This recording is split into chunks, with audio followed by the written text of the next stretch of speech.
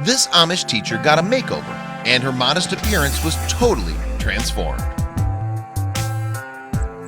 In the Amish belief system, it's not acceptable for women to spend time on their appearance. So when housekeeper and teacher Sarah had the opportunity to have a glamorous makeover, she took it. Then when the time came for her big reveal, no one could quite believe what they saw. In 2014, Sarah was 21 years old, and up until that age had lived what she described as pretty much a boring life. She grew up in a small town, and furthermore, she was brought up in an Amish community. This meant that there were strict rules and modes of conduct to live by. The Amish are a religious group originating in Switzerland who follow the traditional Christian faith. Though the belief system began in the 15th century, the word Amish first appeared in 1710 as a term of shame. As a result, the Amish community became outcasts living in self-imposed solitude. Due to unrest in Europe in the 18th century, the Amish community started to relocate to the US, particularly Pennsylvania. Different factions have broken away from the central Amish religion over the centuries. Although different groups adhere to different tenets, many core beliefs remain. The Amish live their lives according to the Ordnung, or order. Among matters covered by the Ordnung are regulations on clothing and personal grooming. In fact, the Amish way of life sees women who apply makeup and fix their hair as placing more focus on themselves than on God. Due to having been brought up in this religious belief system, Sarah has neglected her hair her entire life.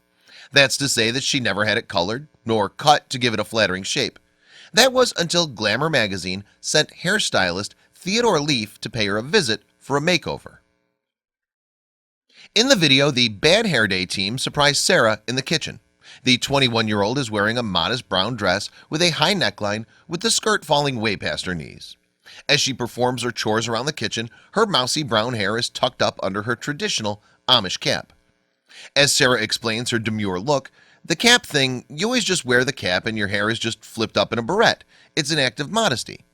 And yet, despite her religious conservatism, there appears to be a secret side to the young woman that she's keen to experiment with.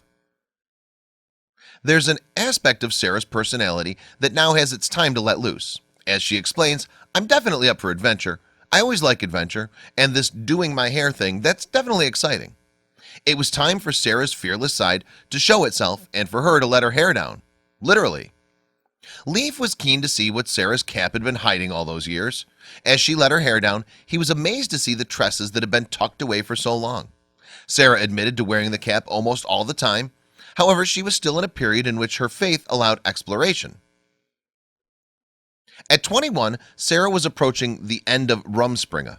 This is a phrase during adolescence in the Amish community when the youths are permitted to explore a more mainstream way of life. Starting about age 14 to 16, traditional rules are relaxed until a decision is made between Amish baptism or leaving the community. As Sarah explained, the Rumspringa thing is when you have this period of time as an Amish and you get to choose if you want to be Amish or not.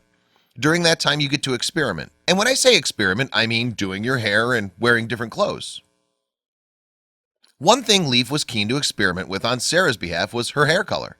As he suggests to the Amish woman's amusement, blondes do have more fun. Whether that's true or not, the stylist was determined to kick up the fun factor a notch in Sarah's otherwise conservative life. Leaf goes on to explain how he'll add layers to frame Sarah's face. Not only will it add more movement to her hair, but it will also add volume, again upping the fun factor. But the hair expert also wanted to keep it practical, maintaining enough to the length to tuck under Sarah's cap when necessary. As Leaf colors Sarah's hair, she explains more about the limitation of hair maintenance while living in an Amish community. Having no electricity at home meant no ability to blow dry her tresses. The Amish teacher admits that the makeover is therefore a special treat. With the lack of the ability to blow dry her hair, Leaf does, however, have some tips for Sarah to style her hair.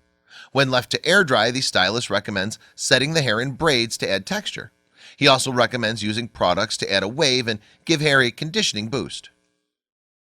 Leaf continues to cut and snip at Sarah's hair. Of course, nothing is given away during the hair coloring and styling process. It's all kept a well-groomed secret until the big reveal at the end. After the final curl is set in place, the first person to see the transformation is Sarah's best friend, Laura. Laura walks into the room and sees her made-over friend for the first time. She appears taken aback, with her hands covering her mouth, explaining, "Oh my goodness, wow." Also present and equally stunned are the proprietors of the inn where the two young women work together. Then Sarah sees herself for the first time, and the transformation clearly astonishes her. Gone is the muted brown hair of a conservative Amish woman in favor of fun highlights and a playful bounce. Sarah herself may be lost for words, but is nonetheless visibly ecstatic with her makeover. Laura believes the transformation fits with Sarah's personality. She said, "This look is totally Sarah, carefree, happy. Somebody you'd go up to and have a conversation with and just chat about anything." She later added, "This look right here is hot. A bad hair day turned good for this young Amish woman."